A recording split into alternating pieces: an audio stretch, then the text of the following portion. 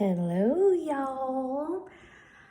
Okay, here's the next video on the Articles of Confederation. If you didn't notice, the United States won a war and they are now an independent country, the United States of America, so they don't have Mama Great Britain in charge anymore. So what I want you to do is take a look at this piece of crap car. You should all be on this page right here.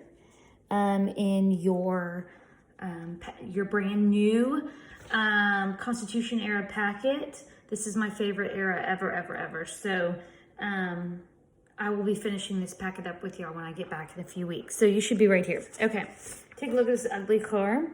Don't get an education, go to jail. This is what you're gonna be driving.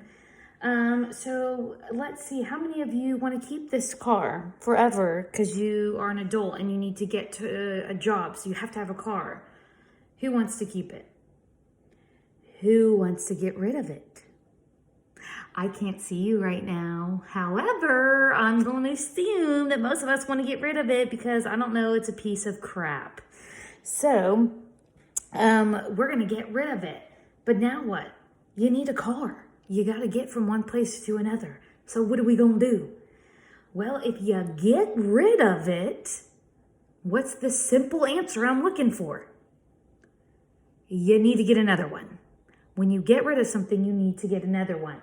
So this is the same idea with the government. So if you look right here, and let me attempt, again, this is one of these crappy videos I'm doing by phone, so I already greatly apologize to y'all. I'm trying to fix this. Oh, that looks just as much horrible. Okay. So here's the same idea. The colonists got rid of their government, which was Great Britain. So if you get rid of your government, what do you need to do? You need to replace it. You need it. If you get rid of your existing government, you've got to replace it with a new government. We have to have government. We have to have someone to organize our country. That's just the way it is. So when the colonists declared independence from England, they got rid of their existing government. Now, in the midst of a revolution, they were forced to make decisions about what type of government they want in the United States. Unfortunately, the government they create is a piece of junk, just like this car. The United States will eventually get rid of the Articles of Confederation and create a new government.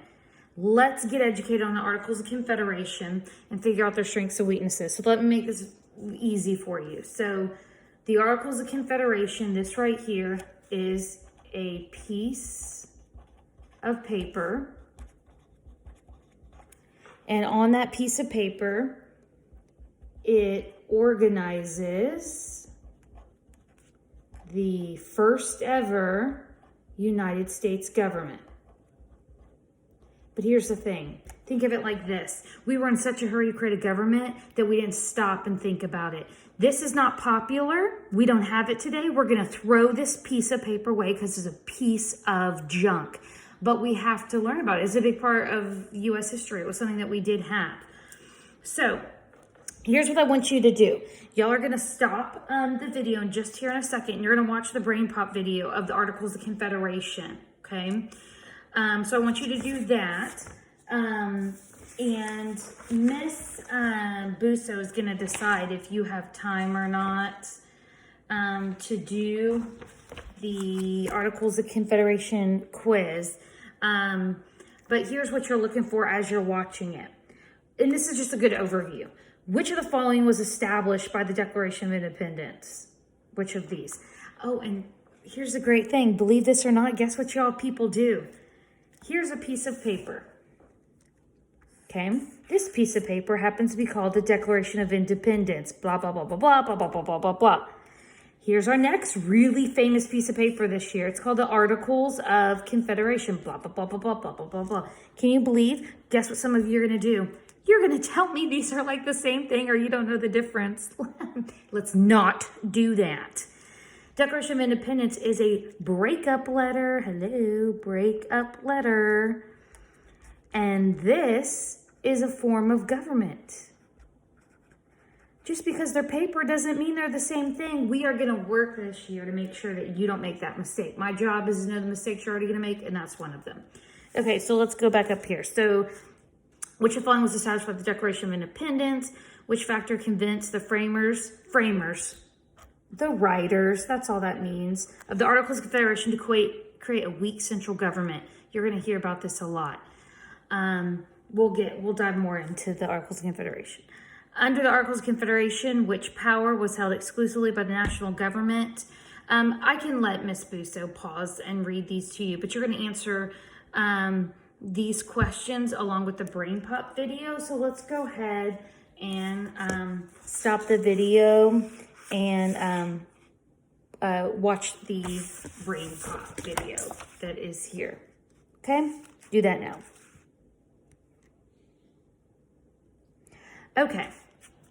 So now that you have watched the Brain Pop video, you have a little bit idea on the Articles of Confederation, just like a good overview of it.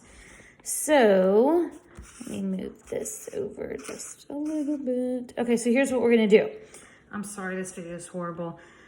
We're going to draw a visual of what this government looked like. Like, what does this government look like? And some of you are going to kind of recognize part of this that looks like something you're kind of familiar with. Okay, so we have the Articles of Confederation, the first ever United States government. This is how we're going to visualize it. We're going to draw a tree, and it's going to have one branch. Yeah, that's it. One branch. What a stupid looking tree. Very stupid looking tree. One branch tree. Who wants that? Nobody. Return that to the store, which we will. And on the trunk, I'm going to put AOC, and that stands for Articles of Confederation. Our tree has on the branch, one branch's name is Congress. Some of you are probably thinking, have a little light bulb going off saying, don't we have 3 branches today? Yes, we do, but we haven't created that yet in history. This is actually the first form of government we ever created, one branch. It was really stupid. So here's Congress. You had each of the colonies got the same amount of representatives, the same amount of votes on any new law or anything they create for the country. So Congress, this is the one branch, and they make laws. So and we'll just put like they get one, we'll make this like a leaf. I'll just put an arrow. One vote for each state. Yeah, because we're not colonies anymore. We are states now.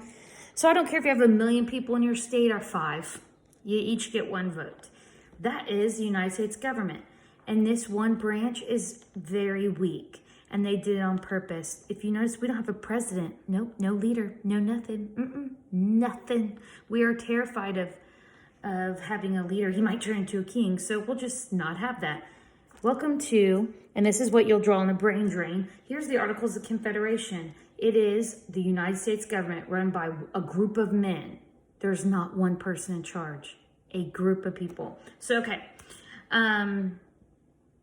So let's dive in some more to the Articles of Confederation. This is just going to be directly taught to you, okay? All right. So you have this done. We watched the video. Here's what I want you to do. And you'll be doing this on your own real quick. And I will have a video to help you memorize these later, not now. So here's the Articles of Confederation. So we have this new government. Here's what you're going to do. This is really easy, okay? You are going to copy the 5 strengths into the 5 boxes. Then draw a picture to visualize those strengths. You're going to write the 5 weaknesses and then put them, write them here. Draw a visual. So for example, a strength. This is something good that the government could do. These are something that are weak, bad about the Articles of Confederation. So, declare war. Now draw a picture. So we have, let's say, if this is the U.S. government, they are able to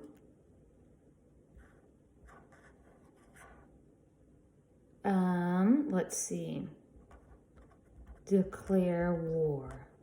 There's my picture. Okay, we're gonna do the same thing. Admit new states. The word admit, if I admit you into a concert, if I admit you to the cafeteria or a hospital, that means you are adding. Okay, admit means to add. So the U.S. government, they can declare war. Congratulations, they can add new states. They can make treaties. A treaty is an agreement. You're going to hear that word all the time. We have more wars to do. It's an agreement. They can print money, and they can run the post office. Oh, you're really special. You can run the post office. I'm telling you that this form of government of the Articles of Confederation were very embarrassing. And then here are your weaknesses. There's no agreement between states. Here's like the Articles of Confederation. I really need you to listen to this. I'm going to stop right here where I remember to tell you. The Articles of Confederation is like, it sounds really cool to say, let's put your parents in charge. Okay? I'm sorry, let's not put your parents in charge. I apologize. Let's put the kids in charge and they'll make all the decision. That's the Articles of Confederation. There was no parent in charge. The kids all had to agree and be in charge. And it sounds cool at first, but it never works. It doesn't work. So when the states would fight or kids would fight, there's no one to solve it because there is no leader.